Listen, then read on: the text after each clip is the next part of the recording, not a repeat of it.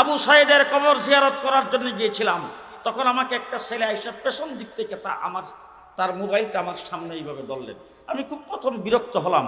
বিরক্ত হয়ে তার দিকে তাকায় তাকে একটা ধমক দিলাম। সে বললো যে হুজুর একটু মেহেরবানি করে মোবাইলটা দেখেন। আমি দেখি সেখানে আবু সাইদের ছবি। আমি বললাম যে এটা তো আবু সাইদের ছবি, হুজুর পাশের ছেলেটাকে চিনেন কিনা? আমি বললাম যে না, তাকে তো চিনি না। সে আমাকে বলতেছে হুজুর আমাকে দেখেন। তার দিকে তাকায় দেখি পাশের ছেলেটা সেই। তখন তাকে আমি জড়াইয়া ধরলাম, জড়াইয়া ধরে বললাম আবু সাইদের কবর তো জিয়ারত করতে আসলাম, কিন্তু আবু সাইদ যখন গুলি খেয়েছেন, গুলি লাগার মুহূর্তে তার অবস্থাটা কি ছিল এই ব্যাপারে তুমি একটু স্মৃতিচারণ করবা, তুমি একটু বলবা। তখন সে তার গাল বাইবে পানি ঝরতেছে, আর সে বলতেছে হুজুর সে যখন গুলি খাইয়া নিচে যখন পড়ে গেছেন, মাটিতে পড়ে যখন কাতরাইতেছিল, তখন তার মুখ থেকে বের হইতেছিল আল্লাহু আকবার, আল্লাহু আকবার, আল্লাহু আকবার। আল্লাহু আকবার বলে যারা দেশকে মুক্ত করার জন্য জীবন দিয়েছে, আমরা তাদেরকে কোরআন দিয়ে স্মরণ করতে চাই, আমরা তাদেরকে দোয়ার মাধ্যমে স্মরণ করতে চাই, আমরা তাদেরকে ওয়াজ মাহফিলের মাধ্যমে স্মরণ করতে চাই, আমরা তাদেরকে ইসলামী সম্মেলনের মাধ্যমে স্মরণ করতে চাই। কি বলেন? কথা ঠিক না বেঠিক? কথা ঠিক না বেঠিক? আমার বন্ধুগণ, ইসলামের শহীদ শুধু একজন না, দ্বীনের জন্য তো শহীদ 1450 বছর। সর্বপ্রথম ইসলামের জন্য শাহাদত বরণ করেছেন হযরত সুমাইয়া। হযরত সুমাইয়া একজন নারী, সর্বপ্রথম ইসলামের জন্য শহীদ হয়েছে, এবং তার শাহাদতের অবস্থাটা কি ছিল? অত্যন্ত করুণ। আবু জাহেল তাকে ধরে নিয়ে গেছেন, আবু জাহেলের সঙ্গপাঙ্গরা তাকে অ্যারেস্ট করে নিয়ে গেছে, নিয়ে তার জামা কাপড় সবগুলো উলঙ্গ করেছে। উলঙ্গ করে তার দুইটা পায়ের সাথে রশি বাঁধছে, বান্দা দুইটা গোড়াকে দুই দিকে খাড়া করে সেই গোড়ার সাথে রশিগুলি বাঁধছে।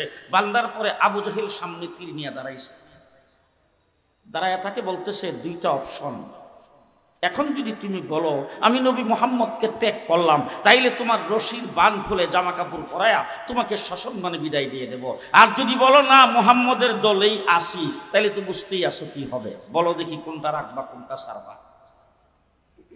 তখন সুমাইয়া কোনো কথা বলে না, গাল বেয়ে বেয়ে পানি ঝরতেছে। আবু জাহেল মনে করছে ভয় পেয়ে গেছে। আবু জাহেল তাকে বলছেন সুমাইয়া, বই পাওয়ার তো কোনো কারণ নাই, তুমি বললেই তো হয় যে মুহাম্মদকে ছেড়ে দিলাম, তাইলে তো তোমার রশির বান খুলে তোমার জামা কাপড় পরায়া তোমাকে সম্মানের সাথে বিদায় করে দেই, তুমি বই পায়া চোখের পানি সারতেছো কেন, কাঁদতেছো কেন?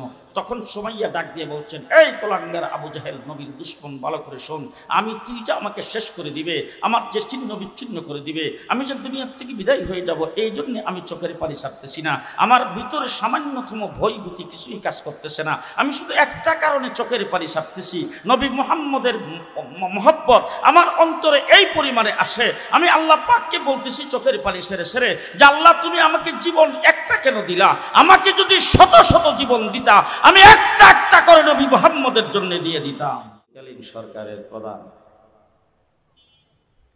ডক্টর ইউনূস সাহেব এবং সেনাবাহিনীর প্রধান সহ উপদেষ্টা মণ্ডলী, 3 বাহিনীর প্রধান, এমনকি বিদেশি কূটনৈতিকরা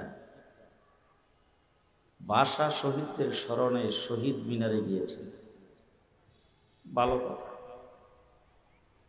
কিন্তু সেখানে যাওয়ার পরে যে কথাটা খবরে শুনলাম, ওনারা সবাই শহীদ মিনারে ফুল দেওয়ার পরে কিছুক্ষণ নীরবে দাঁড়িয়ে আছে। আমি জিজ্ঞেস করতে চাই, ভাষা শহীদদের স্মরণে নীরবে দাঁড়িয়ে থাকবেন না সরব হবে? জি, আপনারা যারা আমার সামনে বসছেন সবাই জিন্দা আছেন তো? মুর্দা কেউ নাই তো? 2 নম্বর প্রশ্ন আপনাদের সামনে, আপনারা যারা আমার সামনে, আপনারা কি সবাই পুরুষ? সবাই পুরুষ তো? জি, তাইলে পুরুষ হিসাবে, মুসলমান হিসাবে আর জিন্দা আছেন হিসাবে আপনাদের আওয়াজটাও এরকম জিন্দা মানুষের মতো যেন হয়। আমি আপনাদের কাছ থেকে কিছু জানতে চাব, আর আমি কয়েকটা কথা বলব। সব কথা এখন আমি মাহফিলে বলি না, আমি শ্রোতাদেরকে দিয়ে কিছু বলাই আর আমি কিছু বলি, কারণ 2 বছর শেখ হাসিনার মেহমানখানায় ছিলাম। এরপরে নিয়ত করে আসছি যে সামনে যত কথা বলবো সব কথা নিজে বলবো না, শ্রোতাদের দিয়ে অর্ধেক বলাবো, আগামীতে ধরা খাইলে আপনাদের শুদ্ধা। কথা কি বুঝাইতে পারতেছি? হ্যাঁ, এখন আপনারা বলুন তো, একটা কবরের কিনারে যদি কয়েক বৎসর নীরবে দাঁড়ায় থাকে, কবরের আযাব কয়দিনের জন্য মাফ? কথা আসতে কম। হ্যাঁ, কোনো ব্যক্তির বাবা যদি ইন্তেকাল করে, মা যদি ইন্তেকাল করে, কোনো আপনজন যদি ইন্তেকাল করে, আর সেই ব্যক্তি মা বাবার জন্য খুব দরদি ছিলেন, বেগম ইন্তেকাল করেছেন, বেগমের জন্য একদম তার খুবই দরদ, সেই দরদের কারণে যদি কবর দেওয়ার পরে কবরের কিনারে আজীবন দাঁড়ায় থাকে, নীরবে চুপচাপ দাঁড়ায় থাকে, কবরের আযাব কয়দিনের জন্য মাফ হবে? একদিনের জন্য কবরের আযাব মাফ হবে না। তাইলে ওখানে যায় নীরবে দাঁড়ায় রইলেন, লাভটা কি হল? আমার দেশের ভাষার জন্য যারা জীবন দিয়েছে, দেশটা মুসলমানের দেশ। কার দেশ? মুসলমানের দেশ। যারা ভাষার জন্য জীবন দিয়েছেন তাদের একজনের নাম বরকত, আরেকজনের নাম জব্বার, আব্দুল জব্বার, আব্দুল সালাম, আরেকজনের নাম রফিক। এই নামগুলির দ্বারা আপনারা কি বুঝতেছেন? তারা খ্রিস্টান ছিল, বৌদ্ধ ছিল, হিন্দু ছিল, কি ছিল? যে তারা ছিল মুসলমান। মুসলমানেরা আন্দোলন সংগ্রাম করে নিজের ভাষার জন্য জীবন দিয়েছেন। ভাষা, মাতৃভাষা, এটার দাম কত? আমার নবী মুহাম্মদুর রাসূলুল্লাহ সাল্লাল্লাহু আলাইহি ওয়াসাল্লাম জন্মগ্রহণ করেছেন সৌদি আরব। কোথায়? ওখানকার ভাষা কি? আরবি। কোরআন শরীফ কোন ভাষায় নাজিল হয়েছে? আমার নবী কোন ভাষায় কথা বলতেন? রাসূল সাল্লাল্লাহু আলাইহি ওয়াসাল্লাম যদি বাংলাদেশে জন্মগ্রহণ করতেন তাইলে আল্লাহ পাক রাসূলের মাতৃভাষায় কোরআনও নাজিল করতেন। মাতৃভাষার গুরুত্ব আছে না? তাহলে এত গুরুত্বপূর্ণ নিজের মাতৃভাষাকে টিকাইবার জন্য যারা জীবন দিয়েছেন তারা অবশ্যই শহীদ। আমরা শহীদদেরকে স্মরণ করতে চাই কোরআন দিয়ে, আমরা শহীদদেরকে স্মরণ করতে চাই দোয়ার মাধ্যমে, আমরা শহীদদেরকে স্মরণ করতে চাই তাদের জন্য কিছু হাদিয়া প্রেরণ করে, আমরা শহীদদেরকে স্মরণ করতে চাই আল্লাহর দরবারে জান্নাত কামনা করে। নীরবে দাঁড়ায় থাইকা শত শত বছর দাঁড়ায় থাকলেও শহীদদের কোনো আসবে আর যাবে না। ঠিক কিনা বলেন? আজকে আমার বাংলাদেশকে মুক্ত করার জন্য যারা জীবন দিয়েছে, 15 বছর পর্যন্ত লড়াই কিন্তু আমরা করেছি। যারা ক্ষমতায় ছিল তারা বারবার বক্তৃতায় দাঁড়ায় খালি ডাকতো খেলা হবে, খেলা হবে, কিন্তু আমরা 15 বছর পর্যন্ত খেলার মাঠেই কিন্তু ছিলাম। আপনারা যারা এখানে আছেন কতটুকু চিনেন, কতটুকু জানেন জানি না। জেলখানায় যাওয়ার আগে যেই ভাষায় কথা বলেছি, জেল থেকে বের হয়েও কিন্তু সেই ভাষায় কথা বলেছি। জেলখানায় যাওয়ার আগে আমাদের আওয়াজ যেরকম ছিল, জেল থেকে বের হয়েও কিন্তু আমাদের আওয়াজের কোনো পরিবর্তন হয় নাই। আমরা খেলার মাঠে 15 বছর পর্যন্ত ছিলাম। কিন্তু তোমরা যারা খেলা হবে বলছো, তোমরা একদিনের জন্য খেলার মাঠে আসো নাই। তোমরা পুলিশ লীগের মাধ্যমে, তাদের অস্ত্রের মাধ্যমে আমাদের সাথে খেলা করেছো। তোমাদের কোনো শক্তি নাই। যদি শক্তি থাকতো তাইলে আজকে তোমরা কোথায়? যে গত পরশুদিন না কোন দিন শুনলাম তারা নাকি হরতাল ডাকছে। আমি সকালবেলা ব্রাহ্মণবাড়িয়া রওনা হয়েছি, যাব মৌলভীবাজার। ব্রাহ্মণবাড়িয়া পর্যন্ত যাইতে আমার সময় লাগছে 7 ঘন্টা হরতালের কারণে। মানে রাস্তা এত খালি যে রাস্তায় গাড়ি টানতে ভয় করছে, এই জন্য আমার 7 ঘন্টা সময় লাগে। আপনারা ঘুমাই গেছেন? জি, রাস্তায় যানজটের কারণে আমি 7 ঘন্টা সময় লাগছে ব্রাহ্মণবাড়িয়া যাইতে। আর আমি কিন্তু তুলারাশি সালাম দেওয়া জানি, তুলারাশির বাড়ি সালাম দিয়ে দেখছি গোটা বাংলাদেশের টেকনাফ থেকে তেঁতুলিয়া পর্যন্ত তোমাদের সাও বাচ্চা কাউকে পাওয়া যায় না এই রাস্তায়। যারা কথা না বলবে হেরা কাওয়া কাদের দলের লোক।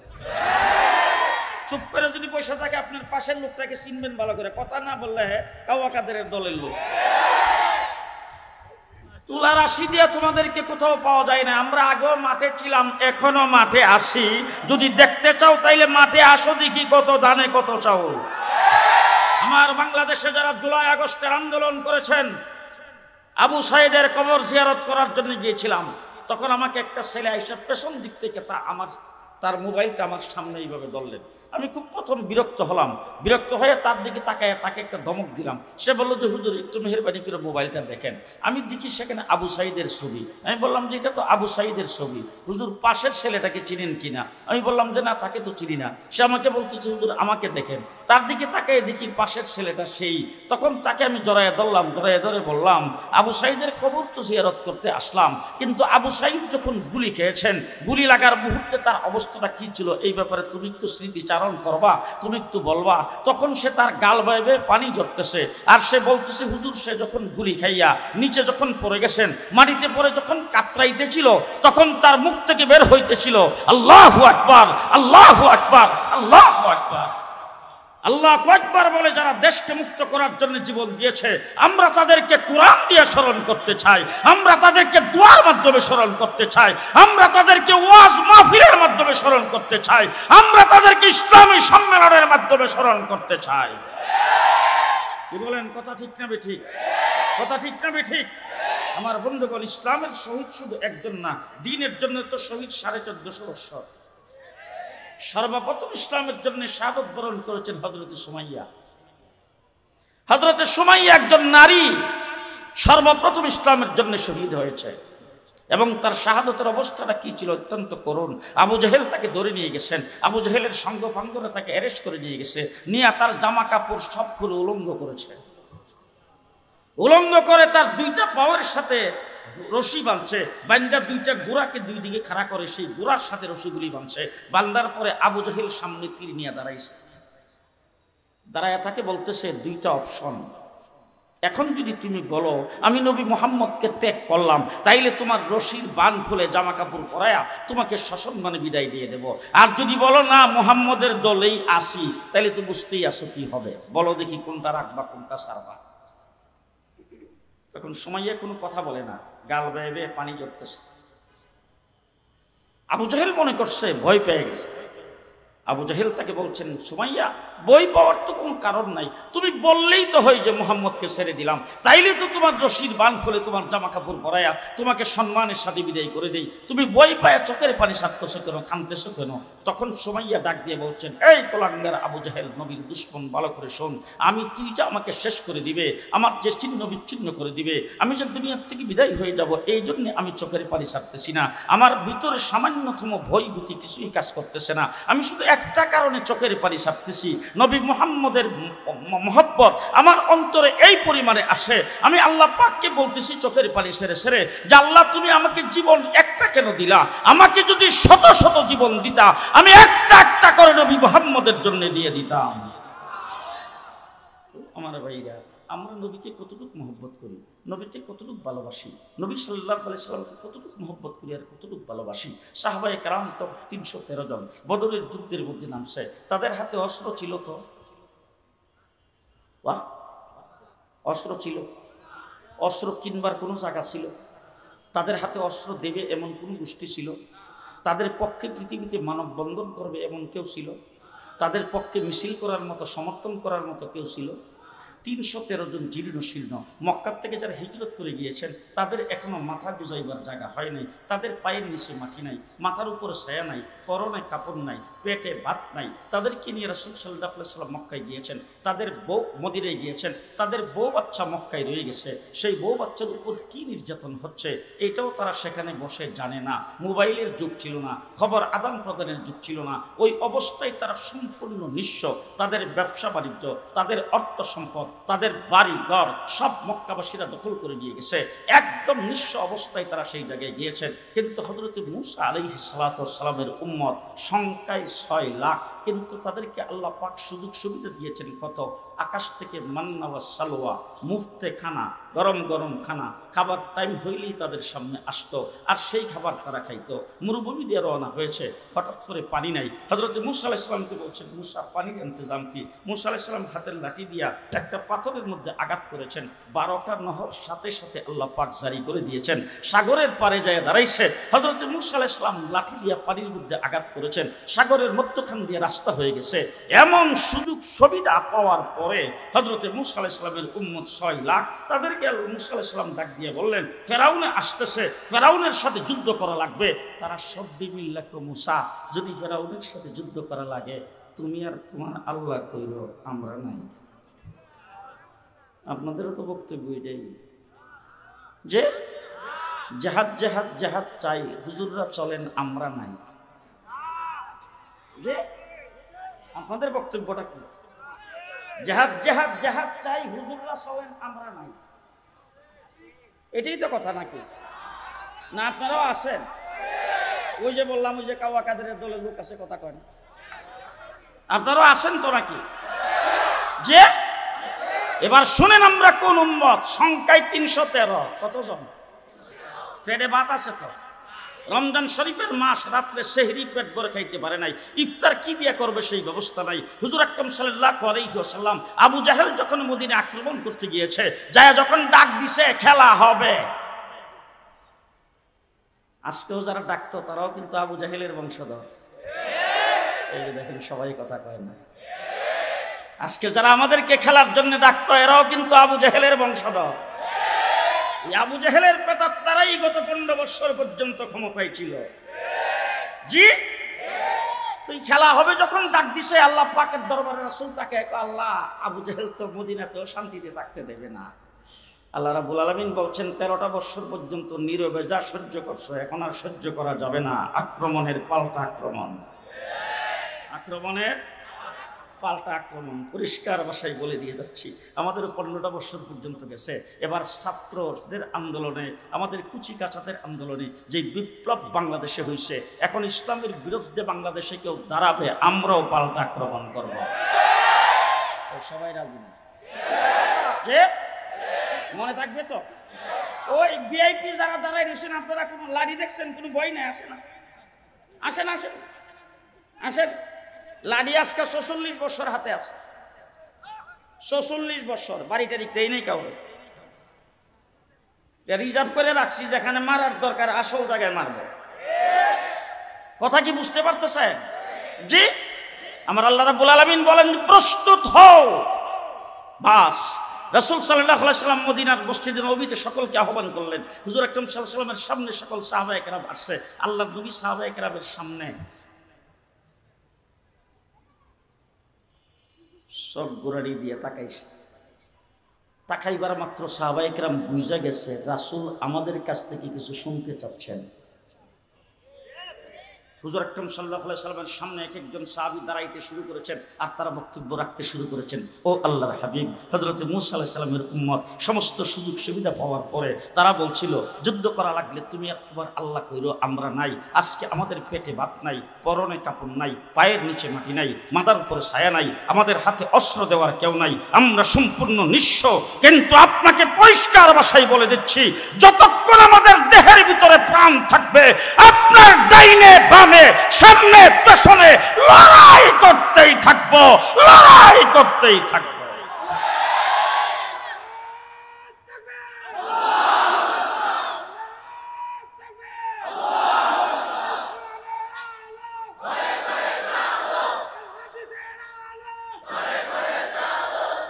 আমরা সেই নবীর উম্মত, আমরা সেই বদরের 313 জন সাহাবায়ে কেরামের উত্তরসূরি। কেডা কেডা দেখি, কেডা কেডা দেখি। আমরা বদরের 313 জনের সাহাবায়ে কেরামের উত্তরসূরি, ঠিক না বেঠিক? ঠিক না বেঠিক? সুতরাং সাহাবায়ে কেরাম 313 জন আল্লাহর নবীর সামনে দাঁড়ায় এই বলছে। ওই তখন থেকে দিন দেখেন খুব ভালো করে, অতীতে যত নবী পৃথিবীতে আগমন করেছেন, কোন নবীর উম্মত এরকম বলে নাই। কোন নবীর উম্মত নবী চলে যাওয়ার পরে তার দিনকে টিকায় রাখার জন্য আবু বকর সিদ্দিকের মতো বলে নাই, আয়ান কুসুদ্দিন ওয়া আনা হাইয়ুন, আমি জিন্দা থাকতে দিনের সামান্য ক্ষতি হবে, আবু বকর বরদাস্ত করবে না। 1,24,000 নবীর উম্মত বলে নাই, আবু বকর সিদ্দিক বলেছেন। আমাদের সেই কথা এখনো আছে তো? জি আছে না? মুহাম্মদুর রাসূলুল্লাহ সাল্লাল্লাহু আলাইহি ওয়াসাল্লামকে তাইফের জমিনে পাথরের বৃষ্টির মতো আঘাত করেছে, ইসলামের লোম ছিঁড়ে গেছে। কথা আসতে কর, ইসলামের কি হয়েছে? ইসলামের কিছুই হয় নাই। রাসূল সাল্লাল্লাহু আলাইহি ওয়াসাল্লাম উহুদের লড়াইয়ে দান্দান শহীদ করেছেন, ইসলামের কিছুই হয় নাই। আমির হামজার লাশটাকে টুকরা টুকরা করা হয়েছে, ইসলামের সামান্যতম কিছু হয় নাই। খাব্বাব হুবাইবকে হত্যা করা হয়েছে, ইসলামের সামান্যতম কিছু হয় নাই। আবু বকর সিদ্দিককে পিটাইতে পিটাইতে নাকের হাড্ডি ভেঙে দেওয়া হয়েছে, ইসলামের সামান্যতম কিছু হয় নাই। হযরতে বেলালকে উত্তপ্ত বালির মধ্যে শেষরানো হয়েছে, ইসলামের সামান্যতম কিছু হয় নাই। হুনাইনের যুদ্ধে মুসলমানরা পরাজয় বরণ করেছে, ইসলামের সামান্যতম কিছু হয় নাই। আল্লাহর নবী হিজরত করে মদিনায় চলে যাইতে হয়েছে, ইসলামের সামান্যতম কিছু হয় নাই। মুহাম্মদুর রাসূলুল্লাহ সাল্লাল্লাহু আলাইহি ওয়াসাল্লামের বাহিনী হযরতে হুসাইন কারবালার ময়দানে টুকরা টুকরা হয়েছে, ইসলামের সামান্যতম কিছু হয় নাই। হযরতে ইবনে তাইমিয়াকে নির্যাতন করা হয়েছে, ইসলামের সামান্যতম কিছু হয় নাই। ইমাম বুখারীকে বখরাত থেকে বের করে দেওয়া হয়েছে, ইসলামের সামান্যতম কিছু হয় নাই। ইমাম আবু হানিফা রাহমাতুল্লাহি আলাইহি জেলখানার ভিতরে মৃত্যুবরণ করেছেন, ইসলামের সামান্যতম কিছু হয় নাই। ইমাম মালিককে পিটাইতে পিটাইতে তার হাড্ডি ভেঙে দেওয়া হয়েছে, ইসলামের সামান্যতম কিছু হয় নাই। ইমাম আহমদ ইবনে হাম্বলকে দৈনিক 80টা করে দুর্রা মারা হতো, ইসলামের সামান্যতম কিছু হয় নাই। মুজাদ্দিদ আল-ফিসানিকে জেলখানার ভিতরে বন্দী করা হয়েছে, ইসলামের সামান্যতম কিছু হয় নাই। আমার ভাইরা বালাকুটের ময়দানে সৈয়দ আহমদ বেরলভী শাহ ইসমাইল শহীদ শাহাদত বরণ করেছেন, ইসলামের সামান্যতম কিছু হয় নাই। 1857 খ্রিস্টাব্দে হাফেজ জামিন শহীদ হয়েছে, একদিনে 14,000 আলেমকে ফাঁসির কাস্টে ঝুলানো হয়েছে। ঢাকার ভিক্টোরিয়া পার্কের এমন কোনো গাছ ছিল না যে গাছে আলেমদের লাশ ফাঁসির কাস্টে ঝুলে নাই, ইসলামের সামান্যতম কোনো ক্ষতি হয় নাই। শাপলা চত্বরে এক রাত্রে 1,54,000 গুলি চালানো হয়েছে, ইসলামের লুমটাও ছিঁড়তে পারে না।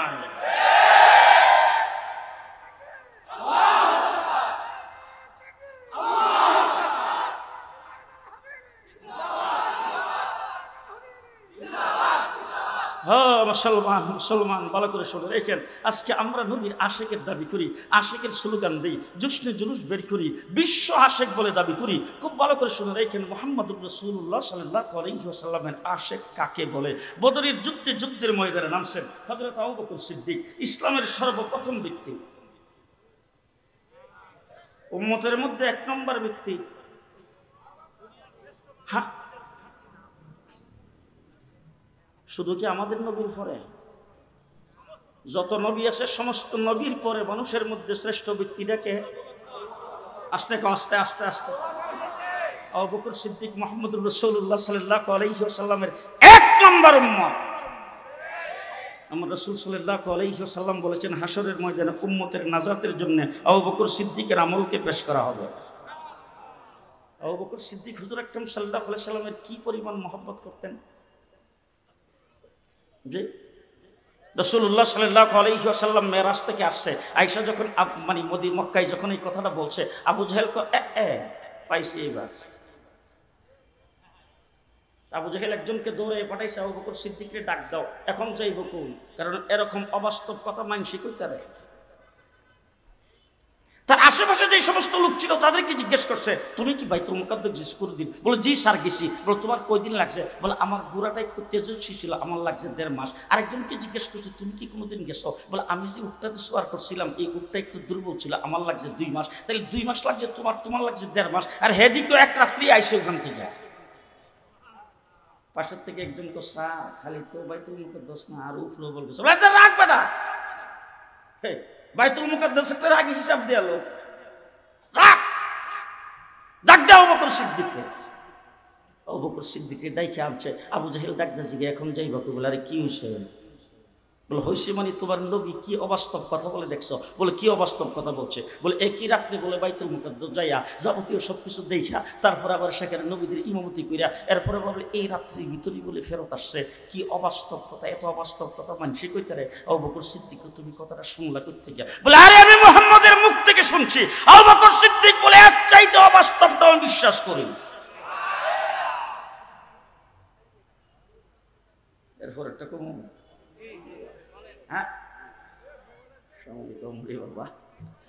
এরপরেরটা কমো।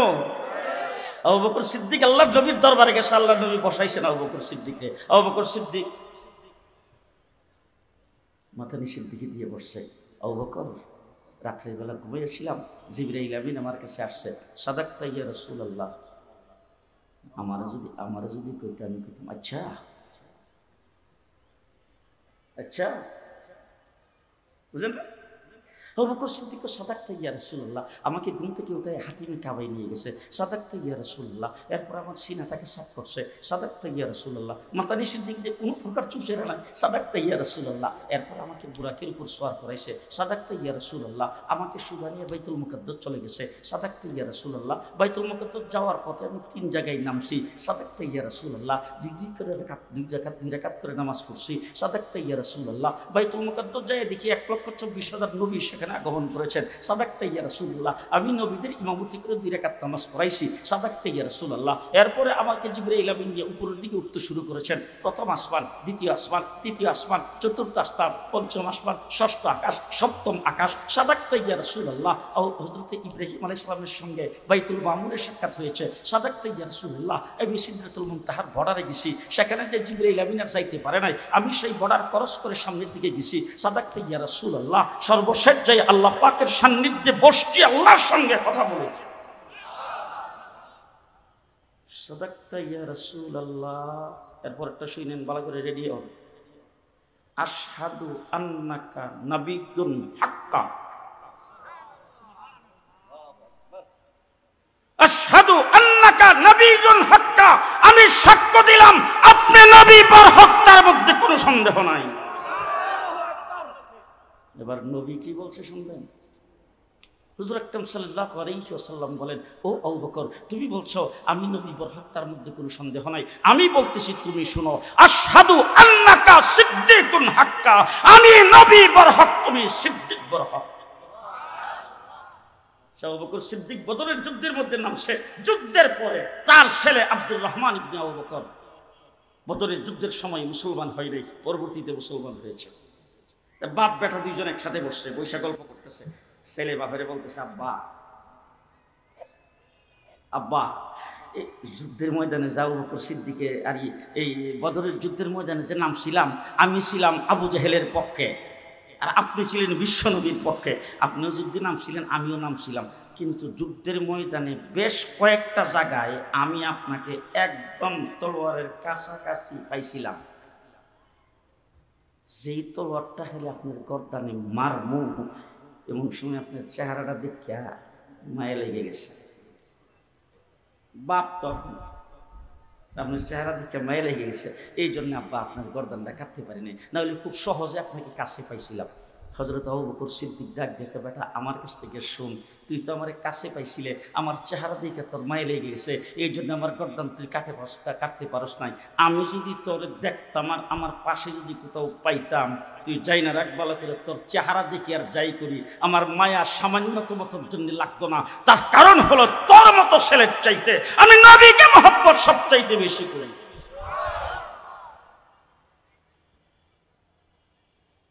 মুহাম্মদুর রাসূলুল্লাহ সাল্লাল্লাহু আলাইহি ওয়াসাল্লামের বিবি উম্মাহাতুল মুমিনিন উম্মে হাবিবা, আবু সুফিয়ানের মেয়ে। আবু সুফিয়ান মক্কা থেকে আসছে সুলে হুদাইবিয়ার বিষয় নিয়ে রাসূল সাল্লাল্লাহু আলাইহি ওয়াসাল্লামের সাথে কথাবার্তা বলার জন্য।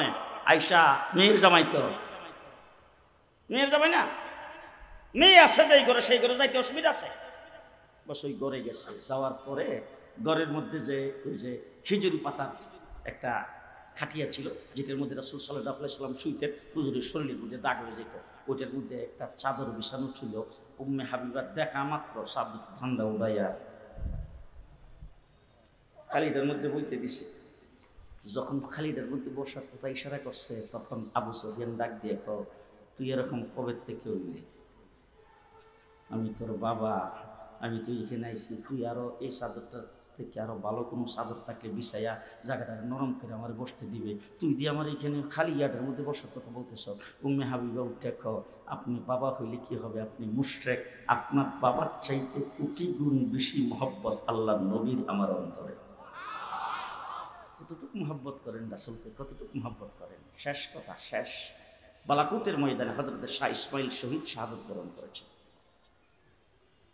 শাহাদত বরণ করার আগ মুহূর্তে একজন নবীর দুশমন এসে তার সামনে আল্লাহর নবীকে কুৎসিত ভাষায় গালি দিয়েছে।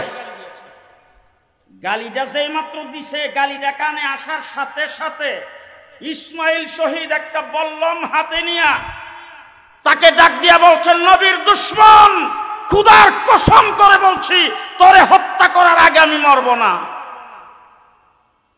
এখন আমি আপনাদের জিজ্ঞেস করতে চাই, হায়াত মউত কার হাতে? জি, আপনি আমি কি কসম খেয়ে বলতে পারবো যে আমি আগামী মাগরিবের আগে মরতাম না? এটা কি সম্ভব? হ্যাঁ, হাদিসে পাকে রাসূল সাল্লাল্লাহু আলাইহি ওয়াসাল্লাম বলছেন, কোন আল্লাহওয়ালা ব্যক্তি যদি আল্লাহর নাম নিয়ে কসম করে, আল্লাহ সেই কসম পুরা করে দেয়। তোরে হত্যা করার আগে আমি মরবো না, খুদার কসম করে বলছি। এই কথা বইলা দুশ্মন দূর দিশার দুশ্মনের পেছনে বললাম রে দূর দিছে, পেছন থেকে একটা নবীর দুশ্মন যে গালি দিছে, তার পক্ষের একজন লোক আইসা ওনার গর্দানটাকে এক কোপ দিয়া কেল্লাটাকে আলাদা করে ফেলে দিয়েছেন। এবার আমি জিজ্ঞেস করতে চাই, টঙ্গীর ইজতেমায় যারা গেছেন, এই জায়গায় কিন্তু শুধু তাবলিগীদের ইজতেমা না, ফকিরেরও ইজতেমা। দেখো, হ্যাঁ, বাংলাদেশের যত প্রকারের ফকির দেখতে চান, কোনটার নাক নাই, কোনটার মুখ নাই, কোনটার চোখ নাই, কোনটার কান নাই, দুইটা পাও নাই, দুইটা হাত নাই। আচ্ছা, এরকম কোন ফকির দেখছেন কিনা মাথা নাই? কি হুজুর আপনি আইসেন নাকি? ও হুজুর, বড় হুজুর আইসা পড়ছে এখন আর আমার শেষ। বলেন তো, মাথা নাই কোনো দেখছেন নাকি? আরে ওই যে বললাম যে ওই দলের লোকের মাথা নাই কোনো ফকির দেখছেন? মাথা ছাড়া কেউ বাঁচতে পারে? ইসমাইল শহীদের গর্দান আলাদা করে ফেলে দেওয়ার পরে বল্লম নিয়ে তার পেছনে 200 গজ দৌড়ে যায় বল্লম মেরে তাকে হত্যা করে তারপরে তিনি করছেন। তার নাম আশিকে রাসূল। তার নাম আস্তে আস্তে আস্তে আস্তে তার নাম আশিক রাসূল। এখন আমার কথা বলতে সুবিধা হয়েছে, কারণ সাইকুল হাদিস যখন এখানে এসে গেছে, এই বুখারী শরীফ উনি পড়ান। এখন বুখারী পড়েন না, বুখারী পড়েন না, এখানে আরো আছে। আমি ওনাদেরকে জিজ্ঞেস করতে চাই, আমি এ পর্যন্ত যত সামান্য যুদ্ধের এলেম শিখছি, এর ভিতরে আমি পাইছি আবু জেহেল রাসূলকে 2টা শব্দ দিয়ে গালি দিছে। একটা হইল মজনুন, আর একটা হইল সাহেব। আমরা কি করব? জাদুঘর আর হইল পাগল। এই 2টা শব্দের বাহিরে আবু জেহেল, আবু লাহাব, মক্কার কাফের মুশরিকরা আল্লাহর নবীকে গালি দেয় নাই। আর আমার বাংলাদেশে গত 15 বছরে রাসূলকে চরিত্রহীন বলেছেন, নারী পাগল বলেছেন। এই কথা শোনার পরে অন্তরে ব্যথা লাগছে কার কার? আজকে উলামায়ে কেরামকে সাক্ষী রেখে বলে গেলাম, যদি অন্তরে ব্যথা লাগা থাকে, আপনি ইমানদার না হইলে বেঈমান। বেঈমান আপনি যদি অন্তরে ব্যথা না লাগে। এই সমস্ত কুৎসিত ভাষায় জঘন্য শব্দ উচ্চারণ করে বাংলা ভাষার জন্য জীবন দিয়া যারা দেশকে রক্ষা করেছেন, ভাষাকে রক্ষা করেছেন, সেই ভাষাকে কলঙ্ক করে যারা গালি দিয়েছে, তাদের পক্ষে ছিল সরকার, তাদেরকে বিভিন্নভাবে প্রতিষ্ঠিত করেছেন। 2 নম্বর, আমি জিজ্ঞেস করতে চাই, আপনাদের এই কথা শুনলে ব্যথা লাগে না? লাগে না? আমার ঘটনা আরো শুনে গেলে বলার টাইম নাই। এই যে ইসমাইল শহীদকে যে শহীদ করছে, ইসমাইল শহীদ যে শহীদ হয়েছে, যাকে মারছে তার অন্তরে ব্যথা লাগছে দেখি তো, কথা কয় না দিই।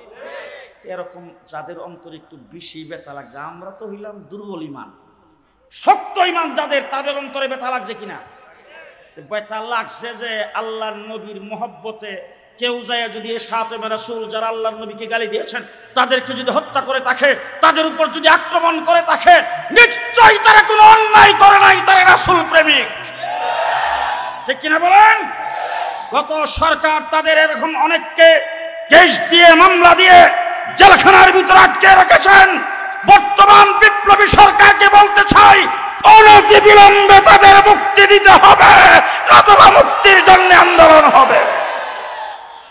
2 নম্বর কথা আপনাদের সামনে বলবো, আজও বাংলাদেশে অনেক মিছিল হয়েছে। বাংলাদেশের কুলাঙ্গারেরা, আর কুলাঙ্গার 1 নম্বর হলে শেখ হাসিনা। এটা আমরা আগেই জানতাম যে আমাদের মেয়েরা প্রেম করে লিছে। যখন কইছে যে এই স্বামী স্ত্রীর সম্পর্ক, তখনই আমরা বুঝে নিচ্ছি যে আসলে প্রেম করছে বড় সাংঘাতিক। আচ্ছা, প্রেম যদি মেয়ে করে, তাহলে বাপে আর বাইয়ে কি করে? মোবাইল করতে পারবে না, ওর হাতে কেউ যেন মোবাইল না দেয়, হ্যাঁ যেন কোনো মোবাইল না পায়, চিঠিপত্র লিখতে পারবে না, জানলাই দিয়ে যেন তাকে না রাখে, দরজা যেন অসুবিধা বন্ধ করে রাখবা, এরকমভাবে চেক দেয়। আমরা কিন্তু চেকটা দিচ্ছি। মোদিরে যখন বাংলাদেশে আনার জন্য দাওয়াত দিছে, আমরা বলছি মোদিরে আনতে পারবা না। ঠিক না বলেন? শেষ পর্যন্ত দেখলাম এমন প্রেম লাগাইছে আমরা মেয়েটাই বাইকে গেছিলাম। দুঃখটা হইল যদি খালি হাতে যাইতো তাইলে একটা কথা আছে, আগেই যা আছে সব সরাইছে। যাওয়ার সময় লাগেজ নিয়ে গেছে 16টা। কথা বুঝছেন তো? এখন আমার বাংলাদেশে যারা আওয়ামী লীগ, ছাত্রলীগ, যুবলীগ আর শ্রমিক লীগ যারা করত, যারা হাসিনার পক্ষে দালালি করছে, মহল্লায় মহল্লায় যারা অকারেন সৃষ্টি করছে, যারা সন্ত্রাসী কার্যক্রম করছে হাসিনার পক্ষে, তোরার কথা তো একজনের কথা হাসিনা শ্বাসটাও ফেলে নাই, হেলিকপ্টার উঠতে যে গেল তোরা রাখলো। সব তো কুসু গাছে ফাঁসি লেগে মরা দরকার। কথা বলেন ঠিক না? ঠিক। কুসু গাছে ফাঁসি লেগে মরা দরকার, ঠিক কিনা? আল্লাহর নবীর দুশমনদেরকে যারা প্রতিষ্ঠিত করেছেন ধর্মনিরপেক্ষতাবাদের নাম দিয়ে এই দেশের মধ্যে মুক্তিযুদ্ধের চেতনার কথা বলে 15 বছর আলেম ওলামায়ে কেরামকে যারা হত্যা করেছে, তাদের রাজনীতি বাংলার মাটিতে হবে না, তাদেরকে ব্যান করতে হবে। আওয়ামী লীগকে নিষিদ্ধ করতে হবে। কে কে রাজি? হাত উঠান দেখি। দেখি যারা বিএপি দ্বারা দিছে হাত উঠাইছে কিনা। উড়াইছেন? সবাই উড়াইছেন? উড়াইছেন?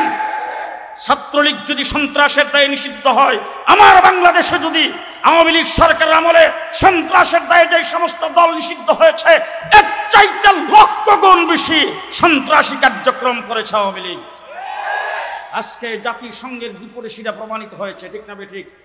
এরপরে তাদেরকে আর ফাইলা রাইখা কোনো লাভ নাই। আপনারা একমত? হযরত মাওলানা লুকমান মাযহারি সাহেব সহ আরো ওলামায়ে কেরাম আসছেন, ওনারা বয়ান করবেন।